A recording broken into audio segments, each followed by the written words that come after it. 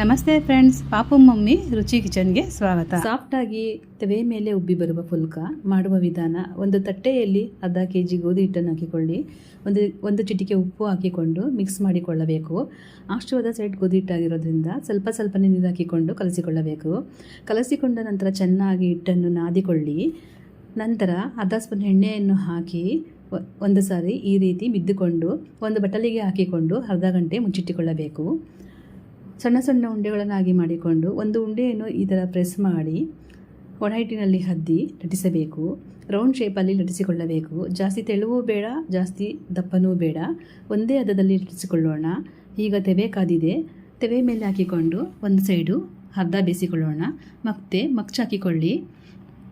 ಈ ರೀತಿ ಸ್ವಲ್ಪ ಬೇಯಿಸಿಕೊಂಡು ಈಗ ಒಂದು ಬಟ್ಟೆಯನ್ನು ತಗೊಂಡು ಚೆನ್ನಾಗಿ ಒತ್ತಿಕೊಳ್ಳಿ. ಸೈಡಿನ ಸುತ್ತ ಒತ್ತಿಕೊಳ್ಳಿ. ಈಗ ಮತ್ತೆ ಹಾಕಿಕೊಂಡು ನಿಧಾನವಾಗಿ ಒತ್ತಿಕೊಳ್ಳಿ. ಈಗ ಪೂರಿ ಥರ ಸಾಫ್ಟಾಗಿ ಉಬ್ಬಿ ಬಂದಿದೆ. ದಯವಿಟ್ಟು ಲೈಕ್ ಮಾಡಿ, ಶೇರ್ ಮಾಡಿ, ಸಬ್ಸ್ಕ್ರೈಬ್ ಮಾಡಿ.